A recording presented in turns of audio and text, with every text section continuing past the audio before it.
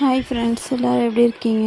இப்போ பார்த்தீங்கன்னா நம்ம ஆஃப் கேஜியில் வந்து ரோஸ் மில்க் ஃப்ளேவரில் வந்து நம்மக்கிட்ட கேக் கேட்டிருக்காங்க. இது பார்த்திங்கன்னா நம்ம கோதுமை மாவில் செய்ய போகிறோம். ஓகேங்களா? அவங்க வந்து மைதாவில் வேணாம் அப்படின்ட்டுருக்காங்க. ஸோ அதனால் கோதுமை மாவில் நம்ம வந்து ஆஃப் கேஜிக்கு வந்து ரோஸ் மில்க் ஃப்ளேவரில் கேக் செய்ய போகிறோம். பர்த்டே கேக் செய்ய போகிறோம்.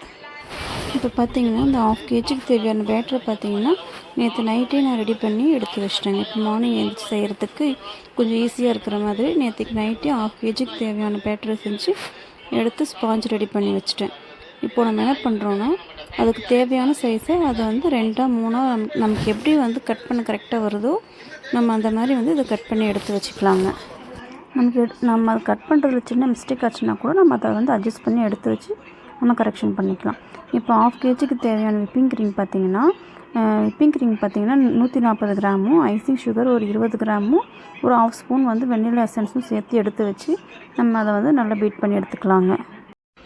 இப்போ நீங்கள் இதை எந்த அளவுக்கு பீட் பண்ணி எடுத்துக்கணுன்னா நீங்கள் வந்து நல்லா பீட் பண்ண நல்லா வந்து கெட்டியாக ஸ்டார்ட் ஆகும். இப்போ பார்த்தீங்கன்னா நீங்கள் வந்து இந்த பீட்டரை வச்சு நீங்கள் எடுத்து பார்த்தீங்கன்னா நல்லா டைட்டாக இழுத்து பிடிக்கிற மாதிரி இருக்கும். உங்களுக்கு நல்லா வச்சு எடுக்கிறப்போ நம்ம வந்து எந்த ஷேப்பில் எடுக்கிறோமோ அதே ஷேப்பில் நிற்கும். இப்படி நல்லா டைட்டாக இருக்கணும். இப்படி இருந்துச்சு உங்களுக்குன்னா உங்களுக்கு கரெக்டான கன்சிஸ்டன்சின்னு வந்து அர்த்தம். இந்த ஸ்பேச்சுலா வச்சு எடுத்து நீங்கள் தலைகீழாக இப்படி வச்சுருந்தாலுமே அந்த விப்பிங் க்ரீம் வந்து உங்களுக்கு வந்து கீழே விழாது, அப்படியே டைட்டாக நின்றுக்கும். இப்படி இருந்துச்சுன்னா உங்களுக்கு கரெக்டான பதன்னு சொல்லி அர்த்தம். உங்களுக்கு எவ்வளோ தேவையோ அதை நீங்கள் எடுத்து வச்சுக்கிட்டு நீங்கள் மீதியை வந்து இப்படி கவர் பண்ணி எடுத்து வச்சிட்டிங்கன்னா தான் உங்களுக்கு வந்து உள்ளே வந்து ஏர் பபிள்ஸ்லாம் வராமல் உங்களுக்கு நம்ம எப்படி வந்து நம்ம வந்து எடுத்து வச்சோமோ பீட் பண்ணி அது அப்படியே இருக்கும். இப்போ நம்ம ஸ்டார்ட் பண்ணுறதுக்கு முன்னாடி பார்த்திங்கன்னா நமக்கு கொஞ்சமாக விப்பிங் க்ரீம் வச்சுட்டு அதுக்கு மேலே நம்ம ஸ்பாஞ்ச் ஒன்றா வச்சோம்னா நமக்கு அது வந்து கொஞ்சம் ஷேக் ஆகாமல் இருக்கும். நம்ம வந்து எந்த இதில் வைக்கிறோமோ அப்படியே நிற்கும் உங்களுக்கு ஸ்டிஃபாக. நம்ம ஃபஸ்ட்டு என்ன பண்ணுறோன்னா இதுக்கு கொஞ்சம் சுகர் சிரப் ஆட் பண்ணிக்கிறோம். நான் பார்த்திங்கன்னா சுகர் சிரப் கூட வந்துட்டு அந்த மில்க் மேட் வந்து ஒரு 2-3 ஸ்பூன் வந்து ஆட் பண்ணிக்கிட்டேன். ஏன் அப்படின்னு கேட்டிங்கன்னா நம்ம வெறும் சுகர் சிரப் கொடுக்குறத விட நம்ம வந்து இது கொஞ்சம் ஆட் பண்ணிக்கிட்டோம்னா அதோட டேஸ்ட் இன்னுமே கொஞ்சம் நல்லாயிருக்கும். அதுக்காக தான் ஒரு 2 ஸ்பூன் மட்டும் நான் ஆட் பண்ணிக்கிட்டதில். இதில் பார்த்திங்கன்னா சுகர் சிரப்போட அளவு கம்மியாக இருக்கிறதுனால எனக்கு 2 ஸ்பூன் போதுங்க. நீங்கள் கொஞ்சம் அதிகமாக இருக்குது அப்படின்னா கண்டிப்பாக 2 ஸ்பூன்லாம் பத்தாது. நீங்கள் ஒரு 4-5 அந்த மாதிரி கூட நீங்கள் எடுத்து மிக்ஸ் பண்ணிக்கலாம். எப்பயுமே பார்த்திங்கன்னா மைதாவில் தான் வந்து மோஸ்ட்லி கேட்பாங்க.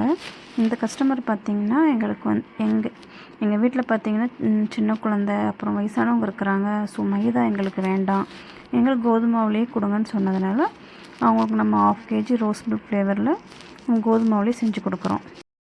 இப்போது சில கஸ்டமர் பார்த்திங்கன்னா விப்பிங் க்ரீம் வந்து எனக்கு கொஞ்சம் கம்மியாக வச்சு கொடுங்க, எங்களுக்கு சாப்பிட்றப்ப அது கொஞ்சம் அதிகமாக இல்லாத மாதிரி வச்சு கொடுங்கன்னு கேட்பாங்க. அப்படி கேட்குற கஸ்டமருக்கு பார்த்திங்கன்னா நீங்கள் விப்பிங் க்ரீம் கொஞ்சம் கம்மியாக வச்சு கொடுத்துக்கலாம். சில கஸ்டமர் என்ன சொல்லுவாங்கன்னா எங்களுக்கு வந்து உள்ளே கம்மியாக வைங்க, அவுட் சைடு வந்து அதோட கோட்டிங் நீங்கள் நார்மலாக கொடுத்துக்கோங்கன்னு சொல்லுவாங்க. சில பேர் வந்து உள்ளே ஜாஸ்தியாக வைங்க, இதில் கொஞ்சம் கம்மி பண்ணுங்கன்னு சொல்லுவாங்க. அவங்க எப்படி கேட்குறாங்களோ நம்ம அவங்கள்ட்ட கேட்டுட்டு அதுக்கப்புறம் போட்டு கொடுத்தோம் அப்படின்னா நம்ம கரெக்டாக இருக்குங்க. இப்போ இந்த ரோஸ் மில்க் கேக் கேட்டவங்க பார்த்திங்கன்னா எங்களுக்கு உள்ளேயும் கொஞ்சம் கம்மியாக வைங்க, எங்களுக்கு வெளியவும் நீங்கள் கொஞ்சம் கம்மியாகவே போடுங்க அப்படின்னு சொன்னதுனால அவங்களுக்கு விப்பிங் க்ரீம் வந்து நான் அதிகமாக யூஸ் பண்ணலேன், கம்மியாக தான் யூஸ் பண்ணியிருக்கேன்.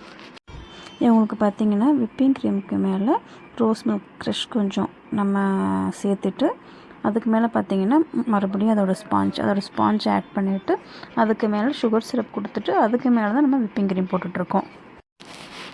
நான் எப்பவுமே பார்த்திங்கன்னா விப்பிங் க்ரீம் கரெக்டான அளவில் கொடுத்துட்டு அதுக்கப்புறம் நம்ம பத்தலை அப்படின்னா கூட நம்ம மேலே வந்து எக்ஸ்ட்ரா போட்டுக்கலாம்.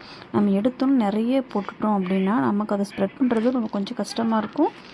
சப்போஸ் நம்ம அளவுக்கு அதிகமாக போட்டுவிட்டு அதை மீண்டும் அதை எடுத்து நம்ம வச்சு ஸ்டோர் பண்ணுறதுக்கும் நமக்கு கஷ்டமாக இருக்கும். அதுக்கு மேலே பார்த்திங்கன்னா போட்டு முடிச்சுட்டு மறுபடியும் ரோஸ் மில்க் க்ரஷ் கொஞ்சம் நம்ம போட்டு அப்ளை பண்ணிவிட்டு நம்ம 3rd லேயர் ஸ்பாஞ்ச் எடுத்து வச்சு ஸ்டார்ட் பண்ண வேண்டியது தாங்க. நம்ம எந்த ஃப்ளேவர் க்ரஷ் யூஸ் பண்ணாலுமேங்க கொஞ்சம் ஜாஸ்தியாக போயிட்டாலுமே அது ரொம்ப அதோடய ஸ்வீட்னஸ் பார்த்திங்கன்னா ரொம்பவே அதிகமாக இருந்தாலும் சாப்பிட்றதுக்கு ஒரு மாதிரியாக இருக்கும். ரொம்ப கம்மியாக போட்டிங்கனாலும் அது என்ன ஃப்ளேவர்னு சாப்பிட்றப்ப அவங்களுக்கு தெரியாமையே போயிடும். ஸோ நீங்கள் வந்து நார்மலாக போடுறது ஓகே தான்.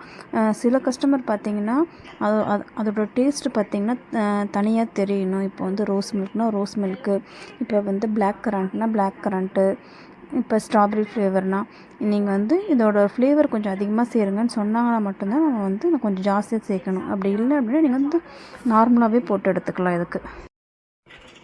இப்போ பார்த்தீங்கன்னா நம்ம வந்து இது மெயின் கோட் போடுறப்ப தான் நம்ம ஜாஸ்தியாக விப்பிங் க்ரீம் ஆட் பண்ணோம். இப்போ வந்து நம்ம நார்மலாகவே இப்போ வந்து நார்மலான அளவில் நம்ம விப்பிங் க்ரீம் போட்டு எடுத்து வச்சுட்டு ஒரு 4 hours to 5 hours நம்ம ஃப்ரிட்ஜில் ஸ்டோர் பண்ணிவிட்டு அதுக்கப்புறம் மீண்டும் எடுத்து நம்ம அதுக்கு மேலே மெயின் கோட் கொடுத்துக்கலாம். நான் பார்த்தீங்கன்னா மெயின் கோட்டுக்கு பார்த்தீங்கன்னா ரோஸ் கலர் வந்து ஆட் பண்ணியிருக்கேன். இப்போ இது வந்து ரோஸ் மில்க் ஃப்ளேவர் கேக்குங்கிறதுனால நான் ரோஸ் கலர் வந்து ஆட் பண்ணியிருக்கேன். உங்களுக்கு அந்த ரோஸ் கலர் பார்த்தீங்கன்னா நான் அதிகமாக ஆட் பண்ணல. அந்த ரோஸ் ஃபுட் கலர் பார்த்திங்கன்னா லைட் கலராக தான் நான் சேர்த்திருக்கேன். ஏன்னா சின்ன குழந்தைங்க இருக்குதுன்னு சொன்னதுனால நம்ம வந்து என்ன தான் அது நம்ம சாப்பிட்ற பொருளாக இருந்தாலும் கலரும் கொஞ்சம் டார்க்காக சேர்க்குறப்ப அது கொஞ்சம் அது வேண்டான்னு தோணுச்சு. ஸோ அதனால் என்ன பண்ணிங்கன்னா லைட் கலரில் மட்டும் ஒரு 2 சொட்டு மட்டும் நம்ம வந்து ரோஸ் கலர் ஃபுட் கலர் சேர்த்துக்கிட்டு லைட் பிங்க்லேயே ஃபுல்லாக கேக்கு போட்டு கொடுத்துட்டேன் அவுட் கோட்டிங்லாம். பார்த்திங்கன்னா ஃபுல்லாகவே வந்து உங்களுக்கு லைட் பிங்க் கலரில் அவுட் கோட்டிங் கொடுத்துட்டு அதுக்கு மேலே என்ன ஆட் பண்ணியிருக்கேன்னா ரோஸ் க்ரஷ் இருக்கு இல்லைங்களா, அந்த ரோஸ் மில்க் க்ரஷ் எடுத்து மேலே அப்படியே லைட்டாக அப்ளை பண்ணி அது சைட்லலாம் அங்கங்கே வந்து ஸ்ப்ரெட் ஆகிற மாதிரி டிசைனுக்காக தெரிகிற மாதிரி சுற்றி அதை ஒரு பக்கமாக போட்டுட்டு அப்புறம் நடுவில் ஃபுல்லாக ஊற்றிட்டு எல்லா பக்கமும் ஸ்ப்ரெட் பண்ணி விட்டுட்டேன். இதோட மாடலாக இப்படி தாங்க. சைடில் ஃபுல்லாகவே பார்த்திங்கன்னா சொட்டு சொட்டாக வந்த மாதிரி இருக்கும். அப்புறம் மேலே ஃபுல்லாகவே ஸ்ப்ரெட் பண்ணி விட்டுற வேண்டியது தான். நீங்கள் அந்த ரோஸ் மில்க் க்ரஷ்ஷை லைட்டாக ஸ்ப்ரெட் பண்ணுறப்போ கொஞ்சம் அழுத்திட்டிங்கன்னா கூட நம்ம உள்ளே கொடுத்துருக்கோம் இல்லைங்களா, அந்த லைட் பிங்க் கலரில் அவுட் கோட்டிங் கொடுத்துருக்கோம் இல்லைங்களா, பார்த்திங்கன்னா அது எல்லாமே இதில் சேர்ந்து ஒட்டிட்டு வந்துடும். ஸோ அதனால் நீங்கள் லைட்டாக தான் வச்சு நீங்கள் லைட்டாக தான் வந்து ஸ்ப்ரெட் பண்ணி விடுற மாதிரி இருக்கணும். இப்போ பார்த்திங்கன்னா விப்பிங் க்ரீம் வச்சு நமக்கு என்ன ஃப்ளவர் வேணுமோ அதை மாதிரி நம்ம சுற்றி கொடுத்துக்கலாம், மாடல் கொடுத்துக்கலாம். நான் பார்த்திங்கன்னா குட்டி குட்டி ஃப்ளவர் வர மாதிரி உங்களுக்கு அது ஃபுல்லாக ரவுண்ட் ஃபுல்லாகவே நான் அந்த மாதிரி வச்சுக்கிட்டேன். அப்புறம் பார்த்திங்கன்னா சென்டரில் மட்டும் ஒரே ஒரு ஃப்ளவர் வர மாதிரி கொஞ்சம் பெரிய சைஸில் வச்சுக்கிட்டேன். அதுக்கு மேலே பார்த்திங்கன்னா ஒரு கோல்டு கலர் பால் வச்சுட்டு சுற்றி 4 பக்கமும் வந்து அந்த கோல்டு கலர் பால் வச்சுட்டு உள்ளே ஃபுல்லாக பார்த்திங்கன்னா கோல்டு கலரில் இருக்கிற குட்டி பால்ஸ் எல்லாமே ஃபுல்லாக ஸ்ப்ரெட் பண்ணி போட்டுக்கிட்டேங்க. இதோட அவுட்ஃபிட்டிங் அவ்வளோதாங்க. அவங்க ரொம்ப சிம்பிளாக கேட்டிருந்ததுனால நானும் சிம்பிளாகவே அவங்களுக்கு செஞ்சு கொடுத்துட்டேன். இப்போ எப்படி கஸ்டமர் கேட்குறாங்களோ அதுக்கேற்ற மாதிரி நம்ம செஞ்சு கொடுத்துக்கலாம்.